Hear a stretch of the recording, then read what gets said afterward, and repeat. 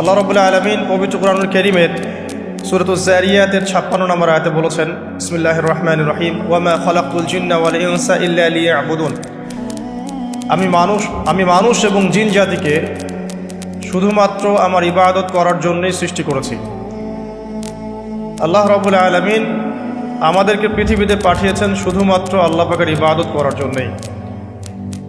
এই উদ্দেশ্যে আল্লাহ সুবহানাহু ওয়া তাআলা আদম আলাইহিস সালামকে সৃষ্টি করেছিলেন এবং তাকে আল্লাহ পাক পৃথিবীতে তার খলিফা বানিয়েছেন।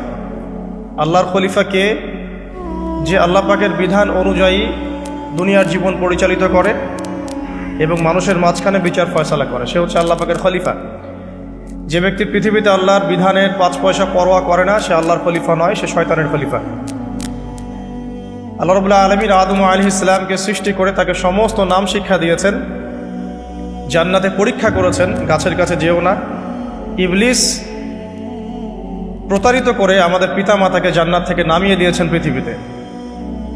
আমাদের পিতা আর মাতা আল্লাহর কাছে তওবা করেছিলেন, রব্বানা যালামনা আনফুসানা ওয়া ইল্লাম তাগফির লানা ওয়া তারহামনা লানাকুনান্না মিনাল খাসিরিন। আল্লাহ রাব্বুল আলামিন তাদের গুনাহকে মাফ করে দিয়েছেন, কিন্তু জান্নাত থেকে আমাদেরকে পৃথিবীতে নামিয়ে দেওয়া হয়েছে। জান্নাত থেকে পৃথিবীতে নামিয়ে দেওয়ার পর আল্লাহ রাব্বুল আলামিন আমাদেরকে একা ছেড়ে দেননি, বরং আল্লাহর পক্ষ থেকে হেদায়েত পাঠিয়েছেন। আল্লাহ রাব্বুল আলামিন তার পক্ষ থেকে আসমানি কিতাব পাঠিয়েছেন প্রত্যেক যুগে যুগেই। কোরআনই প্রথম আসমানি কিতাব নয়, এর আগে অনেক আসমানি কিতাব এসেছে। তার মধ্যে তাওরাতের নাম আমরা জানি, জাবুরের নাম জানি, ইনজিলের নাম জানি, এখন কিসের নাম জানি? কোরআনের নাম জানি। এছাড়াও ইব্রাহিম আলাইহিস সালামের কাছে সহিফা নাজিল হয়েছিল, আর অন্যান্য অনেক নবীর কাছে আল্লাহর পক্ষ থেকে সহিফা এসেছে। সহিফা কি? সহিফা আল্লাহর পক্ষ থেকে নির্দিষ্ট কিতাব।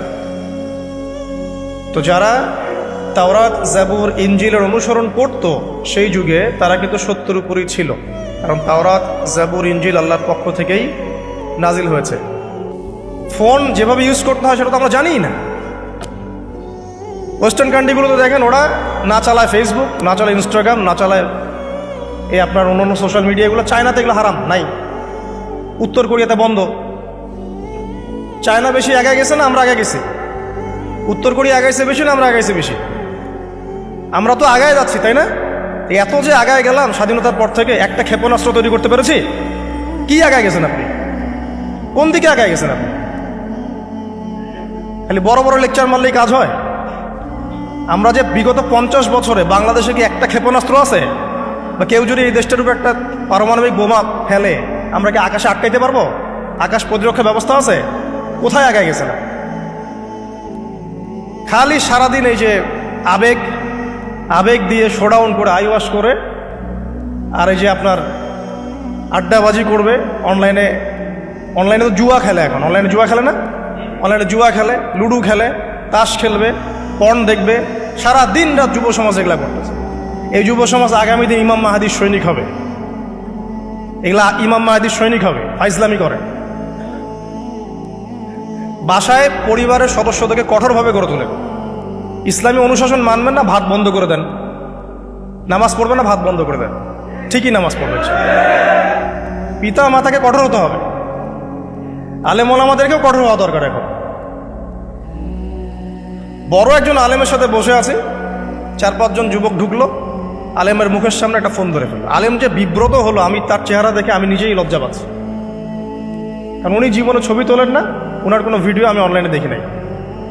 উনি একজন সুফি মানুষ, যারা মানুষকে আত্মশুদ্ধির কাজ করেন এমন মানুষ। আর যে 5 জন যুবকের কমন সেন্সও নাই যে কার সামনে কি করতে হবে। কমন সেন্স নষ্ট করে ফেলছে মানুষ। আল্লাহ পাক আমাদেরকে বোঝার তৌফিক দান করুন। আবার শুরু করি, বিসমিল্লাহির রহমানির রহিম। আমি যে কথাটা বলছিলাম, আল্লাহ রাব্বুল আলামিন আমাদেরকে পৃথিবীতে একা একা ছেড়ে দেন, পৃথিবীতে পাঠিয়ে দিয়ে আল্লাহ পাক আমাদেরকে আসমানি কিতাব দিয়েছেন। কি দিয়েছেন? প্রত্যেক যুগে যুগে আসমানি কিতাব এসেছে। তাওরাত, জাবুর, ইনজিল, কোরআন এসেছে। আগেকার আসমানি কিতাবগুলো কি এখন চলবে না চলবে না? আগেকার আসমানি কিতাবগুলো কি এখন চলবে না চলবে না?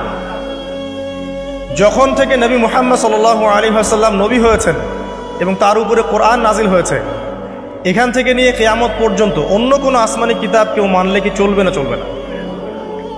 এই বিষয়ে নবী সাল্লাল্লাহু আলাইহি ওয়াসাল্লামের একটা হাদিস বলি, তারপর সামনে যাই। একদিন নবী সাল্লাল্লাহু আলাইহি ওয়াসাল্লামের সামনে ওমর রাদিয়াল্লাহু আনহু বসে আছেন। কে বসে আছেন? ওমর রাদিয়াল্লাহু আনহু নাম তো জানেন, ইসলামের দ্বিতীয় খলিফা। তো তিনি ইহুদিদের কাছ থেকে ছোট্ট একটা তাওরাতের একটা পৃষ্ঠা তিনি পেয়েছিলেন, এমনি পড়ার জন্য, জাস্ট দেখার জন্য তিনি বের করে একটু পড়ছেন। তিনি কি তাওরাতের প্রতি ইমানদার, মানে তাওরাতকে কোরআনের উপর অগ্রাধিকার দেওয়ার মানুষ? না, তিনি জাস্ট এমনি কৌতূহলবশত দেখছেন। দেখে নবীজিকে বলছেন যে তাওরাতে কিছু সুন্দর কথা আছে ইয়া রাসূলুল্লাহ। এই কথা বা এই স্টেটমেন্ট শোনার সাথে সাথে নবী সাল্লাল্লাহু আলাইহি ওয়াসাল্লামের চোখ মুখ রাগে লাল হয়ে গেল। হাদিসটা মিশকাতে আছে। রাগে লাল হয়ে নবী সাল্লাল্লাহু আলাইহি ওয়াসাল্লাম বলছেন যে ইয়া ওমর, হে ওমর, তুমি আমার সামনে তাওরাত পড়ছো? জেনে রাখো, লাউ কানা মূসা হাইয়ান, যদি মূসা আলাইহিস সালাম এখন জীবিত থাকতো। তাওরাত কার উপর নাজিল হয়েছে? মূসা। তাওরাত পড়ছো আমার সামনে, তাওরাত যার উপর নাজিল হয়েছে সেই মূসা আলাইহিস সালাম যদি জীবিত থাকতো এখন, ফাত্তাবা'তুমুহু, আর তোমরা আমাকে বাদ দিয়ে তার অনুসরণ করতে, ওয়া তারাকতুমুনি, আমাকে ছেড়ে দিতে, লা দালালতুম আন সাওয়াইস সাবিল, তাহলে তোমরা অবশ্যই পথভ্রষ্ট হয়ে যাবে। তাওরাত পড়ছো, এখন যদি মূসা আলাইহিস সালামও জীবিত থাকতো আর তোমরা আমাকে বাদ দিয়ে নবী মূসার অনুসরণ করা শুরু করতে, তোমরা অবশ্যই জাহান্নামী হয়ে যাবে। লাউ কানা মূসা হাইয়ান, যদি মূসাও জীবিত থাকতো এখন, আবার যদি জীবিত করা হয় আলাইহিস সালাম, লাত্তাবা'নি, অবশ্যই তাকে আমার অনুসরণ করতে হবে। কথা কি বুঝতে পারছেন? এই কারণে শেষ জামানা যখন ঈসা ইবনে মারিয়াম আসবেন, তিনি নতুন কোনো শরীয়ত নিয়ে আসবেন না। কি নিয়ে আসবেন? তিনি মুহাম্মদ সাল্লাল্লাহু আলাইহি ওয়াসাল্লামের অনুকরণ রূপেই পৃথিবীতে আসবেন ইনশাআল্লাহ। তো আল্লাহ পাক আমাদেরকে দিয়েছেন আল কোরআন, এবং কোরআন এর ব্যাখ্যা হচ্ছে হাদিস। নবী সাল্লাল্লাহু আলাইহি ওয়াসাল্লাম বিদায় হজের ভাষণে বলেছেন, এই হাদিসটা খুব ভালো করে মনে রাখবেন। তিনি বলেছেন যে তারাকতু ফিকুম আমরাইন, আমি তোমাদের মাঝে মাত্র দুটা বস্তু ছেড়ে যাচ্ছি। কয়টা বস্তু? দুটা বস্তু। লান তাদিল্লু মা তামাসসাকতুম বিহিমা, তোমরা কোশ্চিনকালেও পথভ্রষ্ট হবে না যতদিন পর্যন্ত এই দুটাকে আঁকড়ে ধরে থাকবে। ঠিক আছে? তোমরা কোশ্চিনকালেও পথভ্রষ্ট হবে না যতদিন পর্যন্ত এই দুটাকে তোমরা শক্ত করে আঁকড়ে ধরে থাকবে। অন্য হাদিসে আছে দাঁতের মাড়ি দিয়ে কামড়ে থাকবে। আপনি সামনের দাঁত দিয়ে কিছু কামড়াতে গেলে কিন্তু টান দিলে ছিঁড়ে যাবে না? দাঁতের মাড়ি দিয়ে যদি শক্ত করে ধরেন, এত সহজে কিন্তু টান দিলে ছিঁড়বে না। এই জন্য নবীজি বলছেন সাল্লাল্লাহু আলাইহি ওয়াসাল্লাম, দাঁতের মাড়ি দিয়ে কামড়ে ধরে থাকবে কোরআন এবং সুন্নাহকে। সেই দুটো বস্তু কি? নবী সাল্লাল্লাহু আলাইহি ওয়াসাল্লাম বলছেন, একটা হচ্ছে কিতাব আল্লাহ, আল্লাহ পাকের কিতাব মানে কি? আল কোরআন, ওয়া সুন্নতি নবীহি, মানে নবীর সুন্নাত অর্থাৎ হাদিসগুলো। কোরআন এবং সুন্নাহ মিলে ইসলাম। এই ইসলামটাই হচ্ছে আল্লাহ রাব্বুল আলামিনের মনোনীত সর্বশেষ দিন, সর্বশেষ টেস্টিমেন্ট। মানে আদম আলাইহিস সালামও তো মুসলিম ছিলেন, নূহ আলাইহিস সালামও মুসলিম ছিলেন, ঈসা আলাইহিস সালাম, মূসা আলাইহিস সালাম, ইব্রাহিম আলাইহিস সালাম, এই যে লক্ষ লক্ষ নবী রাসূল, তারা মুসলিম ছিলেন না? সবাই মুসলিম ছিলেন, কিন্তু সর্বশেষ যে বিধিবিধানগুলো আল্লাহর পক্ষ থেকে এসেছে সেটা কি? কোরআন এবং সুন্নাহ এবং ইসলামের এই নতুন রূপটা, সর্বস্বীকৃত সর্বনতুন যে রূপটা, এটা কিয়ামত পর্যন্ত থাকবে ইনশাআল্লাহ। তো ইসলাম চিরপ্রাচীন এবং চির নতুন, চির আধুনিক। আমরা কি বুঝাতে পারছি? এখন এই ইসলামটা কি পরিবর্তনযোগ্য? উত্তর না। আল্লাহ পাক সূরা মাইদা 3 নম্বর আয়াতে বলছেন, আল ইয়াউমা আকমালতু লাকুম দীনাকুম ওয়া আতমামতু আলাইকুম নি'মাতি ওয়া রাদিতু লাকুমুল ইসলাম দীনা। আল্লাহ পাক বলছেন, আজকে আমি তোমাদের উপরে দিন ইসলামকে পরিপূর্ণ করে দিলাম। পরিপূর্ণ করে দেওয়ার অর্থ হচ্ছে এখানে সংযোজন বিয়োজনের কোনো সুযোগ নাই। কেউ যদি বলে 5 ওয়াক্ত নামাজের জায়গায় 6 ওয়াক্ত বানাই দিব আমরা, ঠিক আছে? সুযোগ আছে? সুযোগ নাই। জাকাতের বিধানটা খুব কঠিন মনে হয়, জাকাতের নিসাবটা একটু কমাই দিব, পারবে? ইসলামের চুল পরিমাণ কিছু ঢোকানোর, বের করার কোনো সুযোগ নাই। কেন নাই? কারণ আল্লাহ পাক এই দিনটাকে পরিপূর্ণ করে দিয়েছে। আল ইয়াউমা আকমালতু লাকুম দীনাকুম, দিনটাকে কামেল করেছে। কামেল মানে কামেল পাস মানে কি? সার্টিফিকেট পাইছে পরিপূর্ণ, তাই না? আচ্ছা, যদিও বা আমাদের অনেক কামেল পাস আছেন, দুঃখের সাথে জানানো বলতে হয়, অনেক সময় অ্যারাবিক গ্রামারের বেসিক জিনিসও জানেন না। হ্যাঁ, সার্টিফিকেট সব কিছু না, জ্ঞান সব কিছু। এবং এই জ্ঞান শুধুমাত্র বই পড়ে অর্জিত হবে এমনও নয়। জ্ঞান আসে কার পক্ষ থেকে? আল্লাহর পক্ষ থেকে। এটা মনে রাখবেন, জ্ঞান আল্লাহর পক্ষ থেকে আসে। হ্যাঁ, জ্ঞান কখন আসবে? যখন আপনি পরিশ্রম করবেন, আপনার পরিশ্রম আল্লাহ পাক দেখবেন, আপনি ধারাবাহিকভাবে লেগে থাকবেন, আল্লাহর কাছে বেশি বেশি দোয়া করবেন, পাপ ছেড়ে দিবেন, গোনা ছেড়ে দিবেন, গোনামুক্ত অন্তর নিয়ে আল্লাহর কাছে কান্নাকাটি করবেন, আল্লাহ পাক ইনশাআল্লাহ ইলম দান করবে ইনশাআল্লাহ। ইমাম শাফি রাহিমাহুল্লাহ বলতেন যে আমি অনেক পড়ি কিন্তু ভুলে যাই। তার ওস্তাদ তাকে বললেন যে তুমি পাপ করা ছেড়ে দাও, যদি গুনাহ করতে থাকো তাহলে তোমার অন্তরে আল্লাহর নূর নাজিল হবে না। ঠিক আছে, গুনাহ মুক্ত অন্তর নিয়ে ইলম চর্চা করতে হয়। আল্লাহ পাক তৌফিক দান করুন। আমি আর ইলম অর্জন করে যদি অহংকার আর হিংসা চলে আসে তাহলে সেই ইলম হবে শয়তানের ইলম। শয়তান প্রচণ্ড আলেম ছিল, কিন্তু ইবলিস কি ছিল?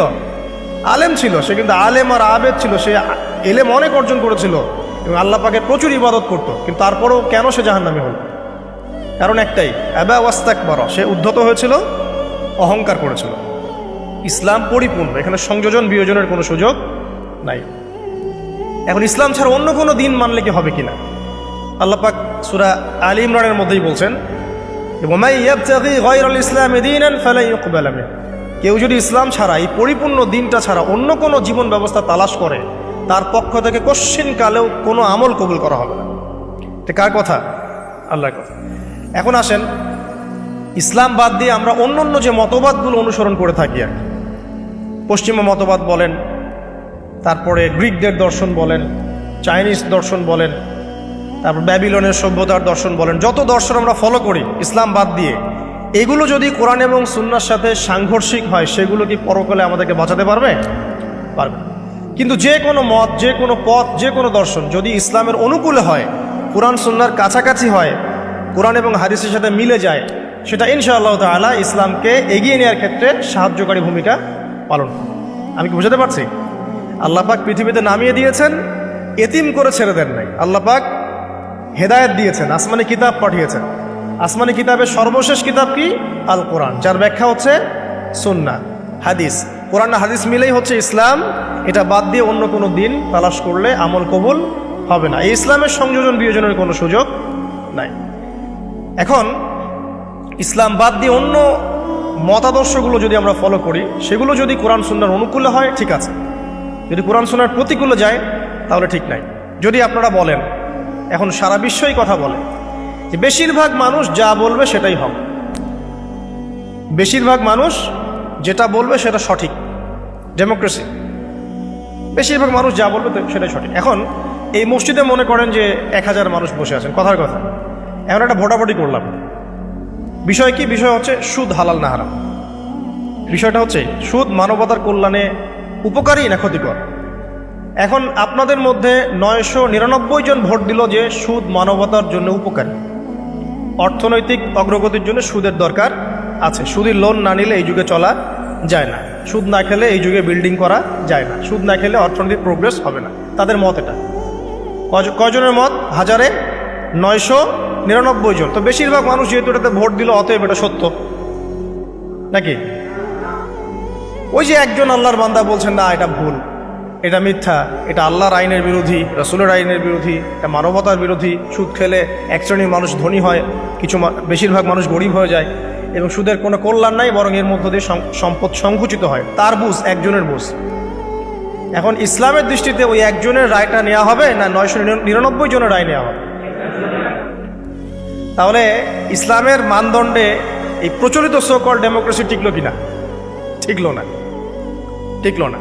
এখানে বুঝতে হবে যে কখন টিকবে, যখন বেশিরভাগ মানুষের রায়টা কোরআন সুন্নাহর অনুকূলে হয়েছে। এখানে 800 জন বলেছেন সুদ হারাম, 200 জন বলেছে সুদ হালাল, 800 জন সঠিক বলেছে, 200 জন ভুল বলেছে। সঠিক বেঠিকের মানদণ্ড কি? কোরআন এবং হাদিস। এখন আমরা এটাকে নিতে পারবো, এই ডেমোক্রেসিতে কোনো সমস্যা নেই। আমি মনে বুঝাতে পারছি না। আরেকজন মনে করেন বললেন যে 4টা প্রচলিত ধর্ম, প্রচলিত 4টা ধর্ম যেমন বুদ্ধিজম, হিন্দুইজম, খ্রিস্টানিজম এবং ইসলাম, এই 4টা ধর্ম মিলে একটা নতুন ধর্ম করা যায়। কথার কথা বোঝেন? কোনো সমস্যা? 4টা রিলিজিয়ন মিলে নতুন একটা ধর্ম করা যায়, এটা কিছু মানুষ মত দিল। আর কিছু মানুষ বলছেন না, এটা সম্ভব না, ইসলাম ইসলামের জায়গায় থাকবে, অন্যান্য ধর্ম অন্যান্য ধর্মের জায়গায় থাকবে। তবে আমরা সবার সাথে সম্প্রীতি বজায় রাখবো, কারোর সাথে কারো কোনো দ্বন্দ্বে আমরা যাব না। এখন এই বেশিরভাগ মানুষ যে বলছে যে সব ধর্মগুলো মিলে একটা নতুন মানব ধর্ম তৈরি করা যায়, ওই মতটা সঠিক হবে নাকি অল্প কিছু মানুষের মতটা সঠিক হবে? তো এখানে একটা মূলনীতি বুঝতে হবে যে কোরআন এবং সুন্নাহর অনুকূলে যে কোনো মত আসুক গ্রহণ করা যাবে, কোনো সমস্যা নেই। বিজ্ঞান হোক, দর্শন হোক, আপনার যে কোনো ইজম হোক, যে কোনো মতবাদ হোক, কোনো সমস্যা নেই। কিন্তু কোরআন এবং সুন্নাহর মূলনীতির বাইরে চলে গেলে কি সমস্যা? এখন হয়তো প্রেশারাইজড করে যদি কেউ চাপিয়ে দেয় সেটা আলাদা বিষয়, আপনি মানতে বাধ্য হয়েছেন সেটা আলাদা বিষয়। কিন্তু মন থেকে যদি স্বীকার করে নেন যে না, ইসলামের বাইরেও অন্যান্য বিষয়গুলো মেনে নেওয়া যায়, তাহলে সমস্যা। আল্লাহ পাক আমাদেরকে বোঝার তৌফিক দান করুন। এখন একটা দিকে ফোকাস করে আমি আলোচনাটাকে এন্ডিংয়ের দিকে নিয়ে যাবো ইনশাআল্লাহ। সেটা হলো যে আল্লাহ রাব্বুল আলামিন আমাদেরকে পৃথিবীতে পাঠিয়ে দিয়েছেন, সে আল্লাহর কাছে আমাদেরকে ফিরতে হবে না? ফিরতে হবে। আল্লাহ পাক এমনি এমনি পাঠিয়ে দেননি, সময় দিয়েছেন, আসমানি কিতাব দিয়েছেন, নবী রসুলও পাঠিয়েছেন। কারণ আসমানি কিতাব তো আমরা এমনি এমনি প্র্যাকটিস করতে পারবো না। হাতে একটা কোরআন ধরিয়ে দিলেই তো সবাই আমল করতে পারবে না, পারবে? একজন রোল মডেল তো লাগবে, একজন গাইডলাইন তো লাগবে। সেই আদর্শ গাইডলাইন হচ্ছে রাসূলুল্লাহ সাল্লাল্লাহু আলাইহি ওয়াসাল্লাম। তাকে দেখে আমরা শিখেছি কিভাবে কোরআন আমল করতে হয়, কিভাবে হাদিসের উপর আমল করতে হয়। এটা সাহাবীরা দেখে শিখেছেন, সাহাবীদেরকে দেখে তার পরের জেনারেশন শিখেছে, তার পরের জেনারেশন দেখে শিখেছে। এভাবে আস্তে আস্তে সিনাই জ্ঞানটা কি হয়েছে, চলে এসেছে। পরে এখন আমরা কিন্তু নবীকে দেখতে পারি না, এখন আমরা দেখি শুধু কোরআন একটা কপিস এবং হাদিসের কিছু বই। আমরা কিন্তু নবীকে দেখি নাই সাল্লাল্লাহু আলাইহি ওয়াসাল্লাম, আমরা সাহাবীদেরকেও দেখি নাই, আমরা তাবেঈ কাউকে দেখি নাই, ইমামদেরকেও দেখি নাই। 4 ইমামকেও দেখেছেন? দেখেন নাই। এখন কোরআন এবং সুন্নাহর এই যে সিলেবাস আপনি কিভাবে ফলো করবেন? সমকালীন বরেণ্য ওলামায়ে কেরাম যারা আছে তারা যেভাবে কোরআন সুন্নাহর ব্যাখ্যা করছেন, এই ব্যাখ্যাগুলোকে আপনি আগের কিতাবের সাথে মিলিয়ে দেখবেন, যদি ঠিক থাকে এই ব্যাখ্যা গ্রহণ করবেন। মানে আমরা এখন আলেম ওলামাদেরকে দেখে দিন শিখছি। যে কোনো মাসআলা জানতে হলে আপনি আলেমের কাছে আসেন না? একটা জব করছেন, জবের বিষয় আপনি হয়তো জানেন না, এখানে হালাল কতটুকু হারাম কতটুকু, আপনি এসে কাকে জিজ্ঞাসা করেন? ইমাম সাহেবকে বা আলেমকে জিজ্ঞাসা করেন। তিনি কোরআন হাদিস ইস্তেহাদ করে গবেষণা করে আপনাকে একটা মত দেন। এই মতটা আপনি ফলো করেন না? এটাই মাযহাব, এটাই হচ্ছে মাযহাব, যেটা না মানলে অবশ্যই একজন মানুষ ইসলাম প্র্যাকটিস করতে পারবে না। সবাই তো আর কোরআন সুন্নাহর সব জ্ঞান লালন করে না, করে? সবাই কি কোরআন সুন্নাহর সমস্ত জ্ঞান লালন করবে? কোরআন এবং হাদিস ফলো করতে হবে। তো কোরআনের সব আয়াত কি আমি জানি? সব আয়াতের ব্যাখ্যা আমি জানি? হাদিসের সব হাদিস কি আমার মুখস্থ আছে বা ব্যাখ্যা আমি জানি না। যেহেতু আমি কোরআন এবং হাদিসের সব কিছু জানি না, আংশিক জানি, তাই আমার জ্ঞানটা আংশিক হবে। এখন আমার সামনে একটা মাসআলা পড়ে গেল, যে মাসআলা সম্পর্কে আমার জ্ঞান নাই, তখন আপনি কি করবেন? নিশ্চয়ই কোনো আলেমকে জিজ্ঞাসা করবেন, কোনো বড় পীর সাহেবকে জিজ্ঞাসা করবেন, বা যিনি বরেণ্য স্কলার তাকে জিজ্ঞাসা করবেন। তিনি আপনাকে কোরআন সুন্নাহ গবেষণা করে একটা ইস্তেহাদ বা ফতোয়া দিবেন। এই যে আপনি তার মতটা নিলেন, এটাই মাযহাব। এটা খারাপ কিছু না, এটা পথ, মানে তার মতটা নেয়া। এটা না নিলে সাধারণ মুসলিমরা তো আর দিন পালন করতে পারবে না। সবাই তো আর বড় আলেম না, সবাই কি আলেম? যিনি বরেণ্য আলেম, যিনি কোরআন হাদিস সব পড়ে ফেলছে, তার ব্যাপার ডিফারেন্ট। সে নিজেই মুস্তাহিদ, তার তো আর মাযহাব মারার প্রয়োজন হচ্ছে না। সে তো নিজেই মুস্তাহিদ, সে তো নিজেই গবেষণা করে একটা রায় বের করতে পারে, তার তো আর মাযহাব মারার প্রয়োজন হচ্ছে না। তারপরেও এখন এই যুগে এই সৎসাহস কয়জনের আছে যে বলতে পারে কোরআন সুন্নাহর সব জ্ঞান আমি জানি? বলতে পারবে? এই কারণেই বরেণ্য ওলামায়ে কেরামরাও পর্যন্ত তাদের পূর্ববর্তীদের মাযহাবটাকে কি করেন? ফলো করেন। যেটা ফলো না করলে আপনি কিন্তু ইসলামটা পরিপূর্ণরূপে বুঝতে পারবেন না, সমস্যা হয়ে যাবে। আংশিক জ্ঞান নিয়ে যদি আপনি কোরআন সুন্নাহ গবেষণা করে মাসআলা বের করতে যান, সমস্যা হয়ে যাবে, আপনি বিভ্রান্ত হয়ে যেতে পারেন, যেহেতু সব জ্ঞান আপনার নাই। যেমন কিছু মানুষ বিভ্রান্ত হয়ে গেছে, কোরআন সুন্নাহ গবেষণা করে বলছে যে হাদিস আর মানার দরকার নেই, কোরআন মানলেই হবে। হ্যাঁ, এরকম অনেক মানুষ বের হয়েছে এখন। অনেক মানুষ দেখলাম সেদিন বলছে যে কোরআন সুন্নাহ গবেষণা করে দেখেছে যে নবী সাল্লাল্লাহু আলাইহি ওয়াসাল্লাম শেষ নবী নন, আরও নবী নাকি আসতে পারে, নাউযুবিল্লাহ। তো কোরআন সুন্নাহ গবেষণা করে সে তার ওই ভাঙাচুরা বুদ্ধিতে বুঝেছে যে লা ইলাহা ইল্লাল্লাহ কালিমা একবার মুখে পড়লেই হবে, আমলের কোনো দরকার নেই। আবার এক শ্রেণী বেরোচেরা বলছে যে কবিরা গুনাহ যদি করে কেউ, কবিরা গুনাহ যদি কেউ করে ফেলে, সে কাফের হয়ে যাবে, তাকে হত্যা করা যাবে, নাউযুবিল্লাহ। এরকম মানুষ যে বিভ্রান্ত হচ্ছে কেন?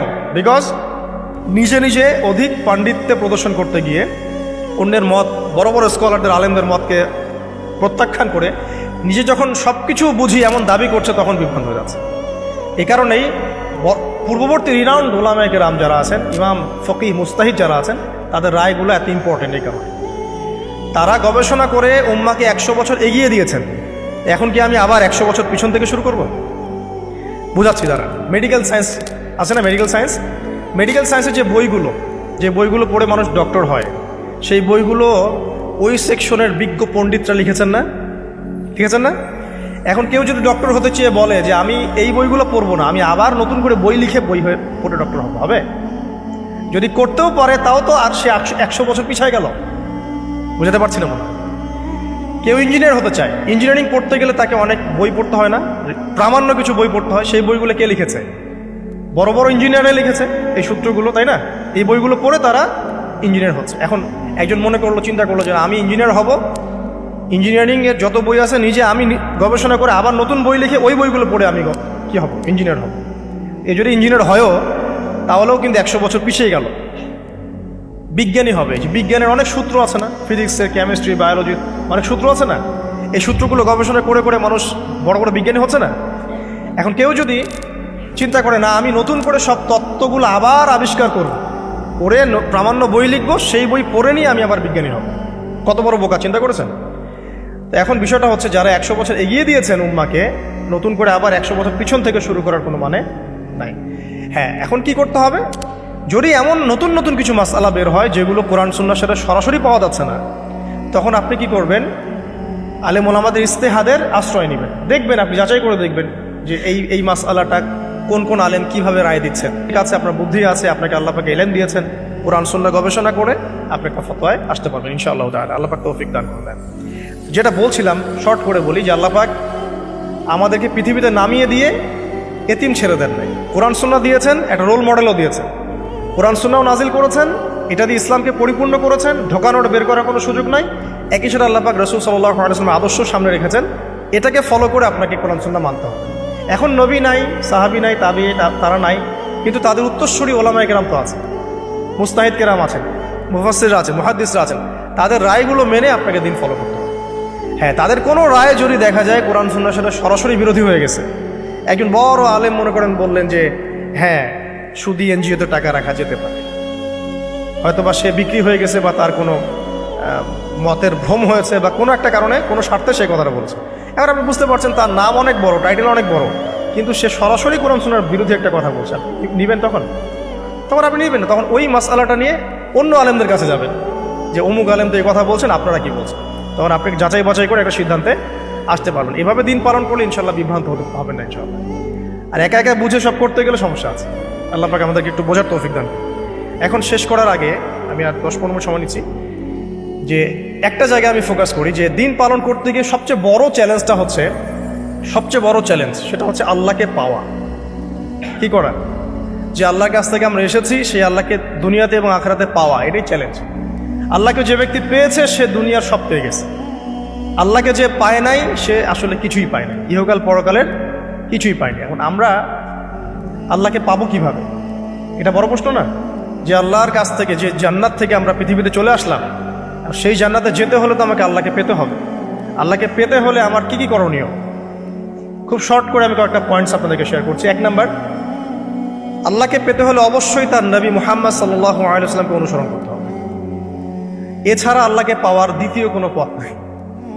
আল্লাহকে পেতে হলে অবশ্যই তার নবী মুহাম্মদ সাল্লাল্লাহু আলাইহি ওয়াসাল্লামের আদর্শগুলো জীবনের প্রতিটা ক্ষেত্রে বাস্তবায়ন করতে হবে। চলাফেরা, ওঠা বসা, খাওয়া দাওয়া, ইস্তেঞ্জা করা, মুআমালাত, ব্যবসা বাণিজ্য, অর্থনীতি, সমাজ, রাষ্ট্র, সব ক্ষেত্রে আপনাকে মুহাম্মদ সাল্লাল্লাহু আলাইহি ওয়াসাল্লামের তরিকা, আদর্শটাকে ফলো করতে হবে। তাহলে আপনি আল্লাহকে পাবেন ইনশাআল্লাহ। যে ব্যক্তি আল্লাহকে পেয়েছে সে দুনিয়াও পেয়েছে, আখিরাতও পেয়েছে। যে আল্লাহকে পায় নাই, দুনিয়াও বরবাদ, আখিরাতও বরবাদ। 1 নাম্বার তাহলে কি কাজ? আল্লাহ পাকের সর্বশেষ নবী মুহাম্মদ সাল্লাল্লাহু আলাইহি ওয়াসাল্লামকে অনুসরণ করা, তার আদর্শ মেনে চলা, 1 নাম্বার। 2 নাম্বার হচ্ছে 5 ওয়াক্ত নামাজ। আল্লাহকে পেতে হলে নামাজ লাগবে। নামাজ নাই, আল্লাহ নাই। ওয়াস্তাঈনু বিস-সাবরি ওয়াস-সালাহ, তোমরা সবর এবং সালাতের মধ্য দিয়ে আল্লাহর সাহায্য প্রার্থনা করো। আমরা এই জন্য নামাজে বলি ইয়াকা না'বুদু ওয়া ইয়াকা নাস্তাঈন, আমরা শুধু আপনারই ইবাদত করি এবং আপনার কাছেই সাহায্য প্রার্থনা করি। আল্লাহকে পেতে হলে নামাজের কোনো বিকল্প নাই। যে ব্যক্তি নামাজ পড়ে না, আল্লাহর সাথে তার কোনো সম্পর্ক নেই, নো কানেকশন। আপনি যে কোনো কিছু চাচ্ছেন, সেজদায় পড়ে আল্লাহর সামনে আত্মসমর্পণ করেই চাইতে হবে। ওয়াসজুদ ওয়াক্তারিব, আল্লাহ পাক কি বলেছেন? সেজদা করো, নিকটবর্তী হও। তো ব্যাখ্যা অনেক করা যায়, নামাজ না পড়লে কিন্তু মানুষ কুফরিতে লিপ্ত হয়।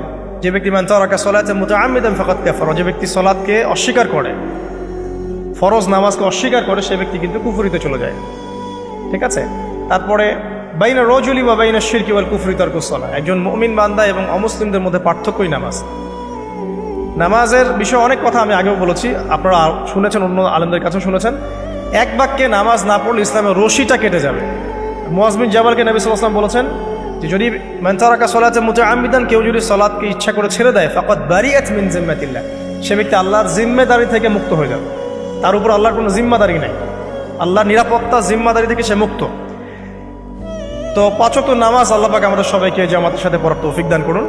এর পাশাপাশি নফল নামাজ বাড়িয়ে দেওয়ার তৌফিক দান করুন, এবং স্পেশালি তাহাজ্জুদের নামাজ যদি পারেন 2 রাকাত হলেও নিয়মিত তাহাজ্জুদের নামাজ পড়ার তৌফিক আল্লাহ পাক আমাদেরকে দান করুন। আর নামাজের বাহ্যিকতা নিয়ে এত বেশি ঝগড়ায় যাবেন না। এখন আমরা যত ঝগড়া নামাজের বাহ্যিকতা নিয়ে, হাত বাঁধা, রফুল ইয়াদাইন, আমিন আর পায়ে পা, এগুলো নিয়ে ঝগড়া শেষ আছে? নাই। ইসলামের বিরোধী শক্তিরা হাত ভেঙে ফেলার পায়তারা করে ফেলেছে অলরেডি। হাতই না থাকলে আপনি বাঁধবেন কোথায়? মনে করেন আপনার হাতই নাই, বাঁধবেন কি উপরে না নিচে? তো এই হাত তো ভেঙে ফেলার পায়তারা করা হয়েছে। এখন আপনি পড়ে আছেন বাঁধার কোন জায়গায় বাঁধবেন সেটা নিয়ে, অথচ পুরো বৈশ্বিক চক্রান্ত মুসলিমদের বিরুদ্ধে হাতটাই ভেঙে ফেলে দিবে। তুই বাঁধবি কোথায় হাত? তারপর দেখব। এটা আমরা বুঝতে পারি না। এটা বোঝার জন্য যে জ্ঞান, ইলম, নূর দরকার, তা তো নাই আমাদের মধ্যে। এই জন্য আপোষের ঝগড়া নিয়ে পড়ে আছে। যে ছোটোখাটো যে ইখতিলাফি মাসআলাগুলো চলে আসছে দীর্ঘদিন থেকে, এগুলোর কোনো সমাধানে আসতে পারবে না কিন্তু কেউ। পক্ষে বিপক্ষে কথা চলতেই থাকবে কিয়ামত পর্যন্ত, ওইগুলো নিয়ে আমরা ব্যস্ত আছি। তা আমি রিকোয়েস্ট করবো নামাজের আধ্যাত্মিকত্বের দিকে ফোকাস করুন। নামাজের আধ্যাত্মিকত্ব কি? আপনি আল্লাহর সামনে দাঁড়িয়েছেন, দুনিয়ার সাথে এখন আপনার কোনো সম্পর্ক, আপনি এবং আল্লাহ, মাঝখানে কিছু নাই। নামাজে যা পড়ছেন, সূরা ফাতিহা, অন্যান্য সূরা, রুকু, তাসবিহ, সিজদা, তাশাহুদ, দরুদ, অর্থ বোঝার চেষ্টা করেন এবং অর্থের দিকে ফোকাস করেন, আল্লাহকে পাবেন ইনশাআল্লাহ। সিজদায়, রুকুতে যখন যাচ্ছেন, আপনি চিন্তা করেন যে আপনি মহাবিশ্বের মহা শক্তিধর আল্লাহ রাব্বুল আলামিনের সামনে মাথা নত করেছেন। আপনি চিন্তা করেন যে আল্লাহ আপনাকে দেখছেন। এখন যখনই মানুষ নামাজে দাঁড়ায়, আল্লাহ পাক তার দিকে দৃষ্টি নিবদ্ধ করেন, এবং যখন মানুষ এদিক ওদিক তাকানো শুরু করে নামাজে, আল্লাহ পাক মুখ ঘুরিয়ে নেন। হ্যাঁ, নামাজে ওই যে আমরা যে ডিজিটাল নামাজ পড়ি না, এখন ডিজিটাল মানে 4 রাকাত নামাজ 4 মিনিটে শেষ। এক রুকু করলে সেজদা পাওয়া যায় না, সেজদার তাসবিহ পড়লে আবার এদিকে দেখা যায় যে দ্বিতীয় সেজদায় চলে গেছে অলরেডি ওঠার আগে। অনেক ক্ষেত্রে ইমাম সাহেবরাও খুব দ্রুত নামাজ পড়ান, অনেক দ্রুত পড়ান। এত দ্রুত নামাজ পড়াবেন কেন? নামাজ জামাতে পড়লে সংক্ষিপ্ত করতে বলা হয়েছে, কিন্তু এত দ্রুত তো পড়তে বলা হয়নি। এখনও দেখবেন মক্কা মদিনায় গিয়ে নামাজ দেখবেন, মাশাআল্লাহ, নামাজটা তাদের মাশাআল্লাহ, এটার প্রশংসা না করলে হকাদা হবে। নামাজটা অসাধারণ, ধীর স্থিরভাবে। ফজরের নামাজ 20 মিনিট, 15 মিনিট, 20 মিনিট পড়াচ্ছে নামাজ, রিল্যাক্স। নামাজে দাঁড়ালে চমৎকার তেলাওয়াত হচ্ছে, আপনি ভুলে যাচ্ছেন নিজেকে। তেলাওয়াত হবে চমৎকার, এবং সবচেয়ে ভালো যিনি তেলাওয়াত করতে পারেন তাকে নামাজে দিতে হবে। রিল্যাক্সে নামাজ পড়বে। ক্ষেত্র বিশেষে আপনি শর্ট করতে পারেন, কিন্তু সবসময় কেন আমরা 4 রাকাত নামাজ 3 মিনিটে শেষ করে দিব? আবার নামাজের পর দোয়াটা হবে লম্বা, অথচ নামাজটাই ছিল দোয়া, নামাজটাই কিন্তু দোয়া। এখন সেজদায় আমরা যদি কান্নাকাটি করতে না শিখি, আল্লাহর সামনে আমি মাথা নত করেছি, এখানে নিজের মনের যত আবেগ, আকুতি, দোয়া, এগুলো আল্লাহর সামনে ঢেলে না দিতে পারি, এই দোয়া কালাম না শিখি, তাহলে তো নামাজের আধ্যাত্মিকতা অর্জন হলো না। সাহাবীরা কেমন করে নামাজ পড়তেন যে নামাজ পড়ার পরেও তাদের গা থেকে তীর বের করা যায়? কিভাবে তারা নামাজ পড়তেন? তাহলে নবী সাল্লাল্লাহু আলাইহি ওয়াসাল্লাম কিভাবে নামাজ পড়তেন যে নামাজ পড়ার ফলে তার পা মোবারক ফুলে যেত? 1 রাকাতে তিনি 4 পারা কোরআন তেলাওয়াত করতে পারলেন কিভাবে? তো তাদের নামাজ আর আমাদের নামাজ, আল্লাহ রাব্বুল আলামিন তার রাসূলের মাধ্যমে একটা হাদিসে জানিয়েছেন যে এমনও অনেক নামাজি আছেন, আউযুবিল্লাহ, আল্লাহ পাক আমাদেরকে তাদের অন্তর্ভুক্ত না করুন, যে নামাজ পড়ার পরে আল্লাহ রাব্বুল আলামিন এই নামাজটাকে ওই নামাজের মুখের উপর নিক্ষেপ করে দেয়, তোমার নামাজের আমার কোনো দরকার নেই। আল্লাহ পাক আমাদেরকে হেফাজত করুন। ধীর স্থিরভাবে পড়ে, রিল্যাক্স, তারা আর কিচ্ছু নাই। ওয়ামা খালাকতুল জিন্না ওয়াল ইনসা ইল্লা লিয়াবুদুন, শুধুমাত্র আল্লাহর ইবাদত করার জন্যই তো পৃথিবীতে এসেছি। হোক না দোকানটা 5টা মিনিট পরে খুললে কি হবে? হ্যাঁ, জমিতে যান, জমিতে আধা ঘন্টা পরে গেলে কি হবে? যে আল্লাহ পাক আপনাকে বাঁচিয়ে রাখতে পারেন, সে আল্লাহ পাক আল্লাহর পথে সময় দিলে আপনাকে অফুরন্ত রিজিকও তো দিতে পারেন না? আপনি আল্লাহর হয়ে যান, বাকি সব আল্লাহ আপনার দায়িত্ব নিয়ে নেবেন ইনশাআল্লাহ। আপনি নিজে আল্লাহর হয়ে যান, আপনার সব কিছু দায়িত্ব কে নিয়ে নেবে? আল্লাহ নিয়ে নেবে। আল্লাহ পাক আমাদেরকে ধীরস্থিরভাবে আধ্যাত্মিকত্ব অর্জন করে নামাজ পড়ার তৌফিক দান করুন, আমিন। তো দেখুন, আল্লাহকে পাওয়ার সবচেয়ে সেরা মাধ্যম কি? নামাজ। তার আগে বলেছি নবী সাল্লাল্লাহু আলাইহি ওয়াসাল্লামের অনুসরণ। আল্লাহকে পাওয়ার তৃতীয় একটা মাধ্যম বলে দিই আমি, সওম বা রোজা রাখা। অল্প সময় ঘুরিয়ে নিচ্ছি, সওম বা রোজা রাখা। রোজা কেন আল্লাহকে পাওয়ার মাধ্যম জানেন? কারণ রোজা রাখা অবস্থায় আমরা কিন্তু গোপনে পানাহার করি না, করি? আমরা রোজা রেখেছি, গোপনে কিন্তু পানি খেতে পারি, কেউ দেখবে না। গোসল করছেন, আপনি পানি খেতে পারেন, কেউ দেখবে? দেখবে না। লুকিয়ে লুকিয়ে আপনি কিন্তু খাবার খেতে পারেন, কেউ দেখবে না, বাসায় কেউ নাই দেখা, কিন্তু আপনি খান না। আপনি সবর করেন, সহ্য করেন, একদম সূর্যাস্তের সময় গিয়ে আপনি ইফতার করেন। এই যে কাজটা আপনি কেন করেন? কারণ আপনি ফিল করেন যে আল্লাহ আপনাকে দেখছেন। কেউ আপনাকে দেখুক না দেখুক, আল্লাহ আপনাকে দেখছেন। এটাই হচ্ছে ইহসান, এটাই হচ্ছে আল্লাহ পাকের মারিফতকে উপলব্ধি করা। আল্লাহ রাসূল সাল্লাল্লাহু আলাইহি ওয়াসাল্লাম বলেছেন, ইহসান হচ্ছে আন তা'বুদাল্লাহা কাআন্নাকা তারা, তুমি এমনভাবে আল্লাহর ইবাদত করবে যেন তুমি আল্লাহকে দেখছো। ওয়া ইল্লাম তাকুন তারাহু ফাইন্নাহু ইয়ারাক, তুমি আল্লাহকে দেখতে না পারলেও বিশ্বাস করবে আল্লাহ তোমাকে দেখছেন। এটা রোজা রাখলে উপলব্ধি হয় না যে আল্লাহ আমাকে দেখছেন? এটা হচ্ছে আল্লাহকে পাওয়ার মাধ্যম। এই জন্য রমাজানের রোজা অবশ্যই রাখবো ইনশাআল্লাহ। পাশাপাশি এই যে সোমবার, বৃহস্পতিবার বা এই যে মাসের 3 দিন আইয়ামে বীজের সওম আছে, 13, 14, 15, আরাফার সওম, আশুরার সওম বা নফল সওম, এগুলো রাখার অভ্যাস করলে আল্লাহকে পাওয়া যাবে ইনশাআল্লাহ। আল্লাহ পাক আমাদেরকে বেশি বেশি সওম রাখার তৌফিক দান করুন। এবং আমাকে, আপনাদের সবাইকে বিগত জীবনে আমরা যারা বিভিন্ন সময় সওম রাখি নাই বা রাখতে পারি নাই, বিভিন্ন সালাত পড়ি নাই, করতে পারি নাই, এগুলোকে হিসেব করে আদায় করার তৌফিক আল্লাহ পাক দান করুন, আমিন। 4 নম্বর একটা মাধ্যম বলে দিই আল্লাহকে পাওয়ার, সেটা হলো তিলাওয়াতে কোরআন। কোরআন তেলাওয়াত যে যত বেশি করবে, অর্থ উপলব্ধি করে পড়বে, সে আল্লাহ পাককে চাক্ষুষ পাবে ইনশাআল্লাহ। মানে আল্লাহ রাব্বুল আলামিন একটা চিঠি দিয়েছেন, মনে করেন আপনাকে, আপনার একজন, কথার কথা এক্সাম্পল দিচ্ছি, যে আপনার কোনো একজন বন্ধু আছে অনেক দূরের কোনো দেশে, তা আপনি তাকে দেখেনও নাই, আপনি তাকে চিনেনও, মানে আপনি তার চেহারা দেখেন নাই, তাকে চিনেন না, তার সাথে যোগাযোগের মাধ্যম হচ্ছে আপনার চিঠি বা মেসেজ, ঠিক আছে? এখন সে আপনাকে কিছু মেসেজ পাঠালো, এই মেসেজের মধ্যে সে কিছু ইনস্ট্রাকশন দিয়েছে যে এইগুলো করতে হবে, এগুলো করতে হবে, বা আপনার প্রতি ভালোবাসার ইজহার করছে। মানে এই মেসেজটা যদি আপনি পড়তে পারেন, তাহলে আপনি আপনার বন্ধুর সাথে একটা কানেকশন তৈরি করলেন না? বুঝতে পারছি না? আচ্ছা, এখন সমস্যা হচ্ছে কি, আমরা ওই মেসেজটা পড়তেই পারি না। আমরা তো কোরআনটা পড়তেই জানি না, তাহলে মেসেজটা পাবো কিভাবে? আর যারা পড়তে জানি সেই ভাষাটা বুঝি না। এখন ওই বন্ধু মনে করেন চিঠি লিখেছে বাংলা ভাষায়, আর আপনি বাংলা পড়তে জানেন না, তাহলে কি পারবেন উপলব্ধি করতে তার মনের ভাব, সেই বন্ধুর আবেগ, ভালোবাসা, প্রেম আপনি কি উপলব্ধি করতে পারবেন? লিখেছে সে উর্দু দিয়ে বা ইংরেজিতে, আপনি ইংরেজি বোঝেন না, ইংরেজি লিখতে পারেন না, তাহলে কি আপনি তার চিঠি বুঝতে পারবেন? এখন আমরা যেহেতু আরবি বুঝি না, এই কারণে কোরআনের মধ্যে কি বলেছেন আল্লাহ রাব্বুল আলামিন আমরা উপলব্ধি করতে পারছি। আমি কি বুঝাতে পারছি? তো কোরআন শুধুমাত্র তিলাওয়াত করা যথেষ্ট নয়। তিলাওয়াত করলে আপনি প্রত্যেক হরফে 10 টাকা পাবেন, কোনো সমস্যা নাই, কিন্তু ওই মেসেজটাকে উপলব্ধি করতে হলে আপনার অর্থটা জানতে হবে। অর্থ জানলে পরে আপনি দেখবেন আল্লাহকে আপনি চাক্ষুষ সামনে পাচ্ছেন ইনশাআল্লাহ। আপনি হতাশ হয়েছেন, হতাশা দূর করার জন্য সূরা আছে কোরআন। বিপদে পড়েছেন, বিপদ দূর করার সূরা আছে কোরআন। আপনার রিজিকের সমস্যা কাটানোর সূরা কোরআনে আছে।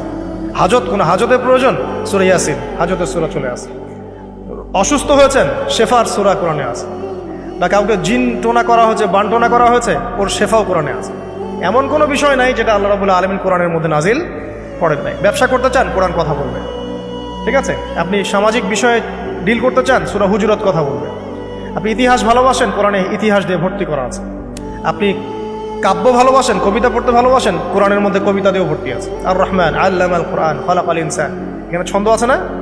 প্রত্যেকটা ছন্দ, ওয়ান নাজমি ইযা হাওয়া মা দাল্লা সাহিবুকুম ওয়া মা গাওয়া ওয়া মা ইয়ানতিকু আনিল হাওয়া, ছন্দ আছে না?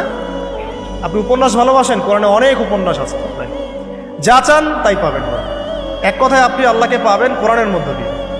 কোরআনের সাথে যার সম্পর্ক যত বেশি, আল্লাহর মারেফত সে তত বেশি পাবে ইনশাআল্লাহু আযজা ওয়া জাল। 4টা বলেছি না? 5 নম্বর হচ্ছে হজ উমরা করা। হজ উমরা আল্লাহ পাক আমাদের সবাইকে বেশি বেশি করার তৌফিক দেয়। হজ এবং উমরা এমন কিছু কাজ আছে যে কাজগুলো সরাসরি আপনার সাথে আল্লাহ পাকে কানেকশন করা। আরাফার মাঠে যাবেন, ওই মাঠে কি কিয়ামত হবে না? আল্লাহকে চিনতে পারবেন এখানেই। তারপরে যে সাই করেন না, সাফা মারওয়া সাই করে, ওখানে গেলে আপনি বুঝতে পারবেন যে কিভাবে ইসমাইল আলাইহিস সালামকে পানি দেওয়ার জন্য তার মা হাজরা এখানে দৌড়াদৌড়ি করেছে। বাইতুল্লাহ দেখবেন, আপনি চিনবেন যে আল্লাহর তাওহীদ কি জিনিস। চোখে দেখার সাথে সাথেই আপনার ভিতরে এমন একটা ফিলিংস আসবে যেটা ভাষায় প্রকাশ করা যাবে। চোখে দেখার সাথে সাথেই এমন একটা ফিলিংস আসবে, আপনাকে আমি এটা ভাষায় প্রকাশ করে বোঝাতে পারবো না। আপনি জানবেন ইব্রাহিম আলাইহিস সালাম এবং তার ছেলে ইসমাঈল আলাইহিস সালাম বাপ বেটা মিলে রাজমিস্ত্রির কাজ করেছে। এটা আপনি জামজাম কূপ দেখবেন, পানি পান করবেন, আল্লাহকে চিনতে পারবেন যে এই কূপ তো অলৌকিক। এই কূপের মতো কূপ নাই পৃথিবীতে, এর পানি কখনো শেষ হয় না, এবং এই পানি খেয়ে মানুষ বেঁচে থাকতে পারে, খাবারের দরকার হবে না। দীর্ঘদিন পর্যন্ত এই পানি খেয়ে মানুষ বেঁচে থাকতে পারবে, খাবারের প্রয়োজন হয় না। তো এই পানির মধ্যে এমন কিছু উপাদান আছে যেটা মানুষের শরীরের রোগগুলোকে শেফা দিয়ে দিবে ইনশাআল্লাহ তাআলা আল্লাহর হুকুমে। তো প্রত্যেকটা কাজে রাসূল সাল্লাল্লাহু আলাইহি ওয়াসাল্লাম শহরে গেছেন মদিনায়, ওই মদিনার বাতাসটা আপনাকে বলে দিবে এটা একটা অন্যরকম শহর। ঠিক আছে, রাসূল সাল্লাল্লাহু আলাইহি ওয়াসাল্লামের রওজায় যাবেন, সামনে দাঁড়াবেন, আপনি আল্লাহকে চিনতে পারবেন। আপনি আর পৃথিবীতে থাকবেন না, অন্য জগতে চলে যাবেন। ওই যে বাকিউল গারকাত আছে, সাহাবীদের কবরস্থান জান্নাতুল বাকি, ওখানে ঢুকবেন, আপনার কাছে মনে হবে যে পৃথিবীটা আসলে কিছুই না। পৃথিবীর সবচেয়ে সেরা মানুষগুলো এই মাটির নিচে শুয়ে আছে, ওখানে আপনাকে খুবই তুচ্ছ মনে হবে তাদের সাথে। এই যে মানে বিভিন্ন জায়গায় গিয়ে আল্লাহকে চিনতে পাওয়া, এটা সবচেয়ে ভালো হয় হজ এবং উমরাতে গিয়ে। আল্লাহ পাক আমাদেরকে তৌফিক এনায়েত করুন, আমিন। তো এটা একটা আল্লাহকে পাওয়ার দোষ। যাদের হজ ফরজ হয়ে গেছে অবশ্যই হজ করে ফেলবেন, আর যাদের সামর্থ্য আছে তারা বেশি বেশি উমরা করবেন। নবী সাল্লাল্লাহু আলাইহি ওয়াসাল্লাম বলেছেন, এক হজ পরের হজের মধ্যে যত গুনাহ মাফ করিয়ে দেয়, এক উমরা পরের উমরার মধ্যে যত গুনাহ সেগুলোকে মাফ করিয়ে দেয়। আল্লাহ পাক আমাদেরকে এই আমলগুলো করার তৌফিক এনায়েত করুন। 6 নাম্বার বলছি জিকির। আল্লাহ পাকের জিকির বাড়াতে হবে। যে আল্লাহ পাকের জিকির যত বেশি করবে, সে আল্লাহ পাকের মারিফত তত বেশি উপলব্ধি করবে, আল্লাহকে পাবে ইনশাআল্লাহ। আর এই জিকির করার জন্যে অজুও শর্ত নয়, জানেন? আল্লাহর জিকির করার জন্য কিন্তু অজু শর্ত নয়। আপনি মনে মনে চলতে ফিরতে অলওয়েজ সুবহানাল্লাহ, আলহামদুলিল্লাহ, আল্লাহু আকবার, লা ইলাহা ইল্লাল্লাহ, আস্তাগফিরুল্লাহ পড়তেই থাকতে পারেন। কষ্টের কিছু আছে? খালি জবান চলবে, খালি জবান চলবে। মাঠে কাজ করছেন, ওই যে লাঙল দিয়ে কাজ করছেন, সেচ দিচ্ছেন, আপনি পড়তে থাকবেন আস্তাগফিরুল্লাহ ওয়া আতুবু ইলাইহি, লা হাওলা ওয়ালা কুওয়াতা ইল্লা বিল্লাহ, সুবহানাল্লাহ, আলহামদুলিল্লাহ, লা ইলাহা ইল্লাল্লাহ, আল্লাহু আকবার। কোনো সমস্যা? কোনো সমস্যা নেই। রান্না বান্না করছে মেয়েরা, এটা করতে করতে পড়তে পারবে না? গাড়ি ড্রাইভ করছেন, ড্রাইভ করতে করতে আপনি পড়তে পারবেন লা ইলাহা ইল্লাল্লাহ ওয়াহদাহু লা শারীকা লাহু, লাহুল মুলকু ওয়া লাহুল হামদু ওয়া হুয়া আলা কুল্লি শাইইন কাদির। যে কোনো কাজ করতে করতেই ইল্লাল ইস্তিনজা, ইস্তিনজা বাদ দিয়ে। ইস্তিনজা কি জিনিস? প্রসাব পায়খানা। এই সময় এগুলো মুখ দিয়ে বলবেন না, দরকার নাই। আপনি এখানে এরপরে যে সময়গুলো আছে এগুলোতে আপনি জিকির বাড়াবেন। যে যত বেশি জিকির করবে তার কলব তত বেশি পরিচ্ছন্ন হবে। যার কলব যত পরিচ্ছন্ন, আল্লাহর নূর তার কলবে তত বেশি আসবে, সে আল্লাহ পাকে তত কাছে পাবে ইনশাআল্লাহু আযজা ওয়া জাল।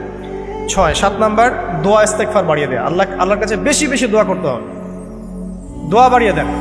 দোয়ার জন্য হুজুর ডাকতে হবে না, দোয়ার জন্য আমাকে ডেকে বাসায় খাওয়ানোরও দরকার নেই। দোয়ার জন্য আপনি যথেষ্ট। নামাজে দাঁড়ান, নামাজের সেজদায় দোয়া করেন। নফল নামাজ পড়েন, নফল নামাজের সেজদায় দোয়া করেন। নামাজের পরে হাত তুলে দোয়া করেন প্রয়োজনে। নামাজে সালাম ফেরানোর আগে দোয়া করেন। যে কোনো ভালো কাজ করেছেন তারপর দোয়া করেন। ঠিক আছে, কোরআন তেলাওয়াত করলেন, দোয়া করেন। তাহাজ্জুদের ওয়াক্তে দোয়া করেন। বৃষ্টি পড়ছে তখন দোয়া করেন। ঠিক আছে, মানে দোয়া কবুলের মোমেন্ট, সময়গুলো, আজান হয়েছে, আজান ইকামতের মাঝখানে দোয়া করেন। এই যে এখন খুতবা হচ্ছে, এই সময় দোয়া করেন, দোয়া কবুল হবে। দিনই মসজিদে বসেছেন, দোয়া করেন, দোয়া করতে থাকেন। মনে যত বেশি আপনি দোয়া করতে পারবেন আল্লাহর কাছে, ইনশাআল্লাহ আল্লাহকে আপনি তত কাছে পাবেন ইনশাআল্লাহ। এটা আল্লাহকে পাওয়ার অন্যতম মাধ্যম। এবং ইস্তেগফার, ইস্তেগফার মানে কি? তওবা করা। আস্তাগফিরুল্লাহাল্লাযী লা ইলাহা ইল্লা হুয়াল হাইয়ুল কাইয়্যুম ওয়া আতুবু ইলাইহি। এটা বেশি বেশি পড়বেন। দিনে কমপক্ষে 70 বার বা 100 বার পড়ার চেষ্টা করবেন। আল্লাহ পাক তৌফিক দান করুন। কয়টা বলেছি ভাই? 7টা। আচ্ছা, 8 নাম্বার হচ্ছে সদকা করা। সদকা, দান সদাকা আল্লাহর কাছে খুব বেশি পছন্দের। দান সদকা করার জন্য সম্পদ লাগে না। আমার কথা শোনেন, দান সদকা করার জন্য সম্পদ লাগে না, কলিজা লাগে, মন লাগে। বহু বড় বড় মানুষ আছে দান সদকা করতে পারে না, কোটিপতি, জাকাত দেয় না, আছে না? আর বহু গরিব মানুষ ভ্যান চালায়, কৃষিকাজ করে, দেখবেন 100 টাকা দান করে দিল। মন থাকতে হয়, মন, কলিজা বড় থাকতে হয়। যাদের কলিজা বড়, মন বড়, তারা দান সদকা করতে পারবে ইনশাআল্লাহ। আর যার মন বড়, সেখানেই তো আল্লাহ নূর আসবে। সংক্ষিপ্ত মনে কি, সংকীর্ণ মনে আল্লাহ নূর কোত্থেকে আসবে? কথা বুঝতে পারে নাই? তো দান সদকা বাড়ান। আপনি 1 টাকা দান করেন, 5 টাকা দান করেন, হালাল রিজিক থেকে 1 টাকা দান করেন, সেটা আল্লাহর কাছে অনেক বেশি পছন্দের।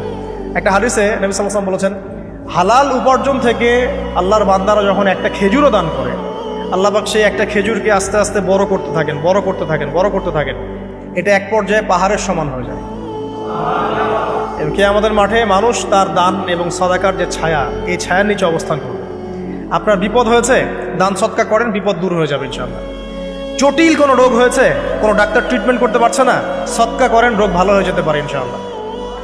সদকার ব্যাপক ফজিলত আছে। সদাকা, দান সদাকা, দোয়া, এগুলো তাকদিরের যে বিপদ আপদগুলো আছে না, ঝুলে আছে, আমাদের তাকদিরে বিপদ আছে না অনেক, এগুলোকেও সরিয়ে দিতে পারে আল্লাহ। এই শক্তি আছে দোয়া এবং দান সদকার মধ্যে। আল্লাহ পাক আমাদেরকে বেশি বেশি সদাকা করার তৌফিক দান করুন, আমিন। আর সদাকা নফল না করতে পারলেও কমপক্ষে ফরজ জাকাতটুকু দিবেন, ফরজ জাকাতটুকু দিবেন, কারণ জাকাত, সদকা এবং ব্যবসা এগুলো হচ্ছে ইসলামিক অর্থনীতির মূল ভিত্তি। এর সাথে কৃষিকাজ। আর দুটো বলে শেষ করে দেই। 9 নম্বর হচ্ছে আমর বিল মারুফ এবং নাহি আনিল মুনকারের কাজ করা, মানে সৎ কাজের আদেশ করা, মানুষকে অসৎ কাজে নিষেধ করা। এই কাজটা যে যত বেশি করবে সে তত বড় ব্যবসায়ী। কারণ কি, আপনার দাওয়াতে, আপনার লেকচার শুনে, আপনার বই পড়ে, আপনার নসিহত শুনে যদি একটা মানুষও দিনের পথে ফিরে আসে, ওই একটা মানুষের সারা জীবনের যে নেক কাজ, এই সমস্ত নেক কাজের একটা অংশ আপনি পাবেন। আবার আপনি কাউকে অন্যায় থেকে বারণ করেছেন, আপনার দাওয়াত শুনে কেউ সিগারেট ছেড়ে দিয়েছে, মাদক ছেড়ে দিয়েছে, জেনা ছেড়ে দিয়েছে, পণ ছেড়ে দিয়েছে, বা হারাম সুদ ছেড়ে দিয়েছে, ওই মানুষটা এখন সারা জীবন যত ভালো কাজ করবে, এই পুরো ভালো কাজের একটা অংশ আপনি পাবেন ইনশাআল্লাহ। এর চেয়ে বড় কিন্তু কোনো ব্যবসা নাই। এই কাজটা করলে আল্লাহ পাকের রহমত নেমে আসে, আর এই কাজটা ছেড়ে দিলে আল্লাহ পাকের গজব নেমে আসবে। যখন মানুষ ন্যায়ের আদেশ এবং অন্যায় নিষেধ ছেড়ে দিবে, আল্লাহর গজব নেমে আসবে। আর মানুষ যত বেশি সৎ কাজে আদেশ করবে, অসৎ কাজে নিষেধ করবে, আল্লাহর রহমত তত কাছে আসবে ইনশাআল্লাহ। আল্লাহকে পাওয়া যাবে ইনশাআল্লাহ তাআলা। আল্লাহ পাক আমাদেরকে তৌফিক এনায়েত করুন। আর সর্বশেষ একটা বলে শেষ করে দেই, সেটা হলো যে আল্লাহর দিনকে, আল্লাহর দিনের খেদমত করা বা দিনের কল্যাণে নিজেকে নিয়োজিত রাখা।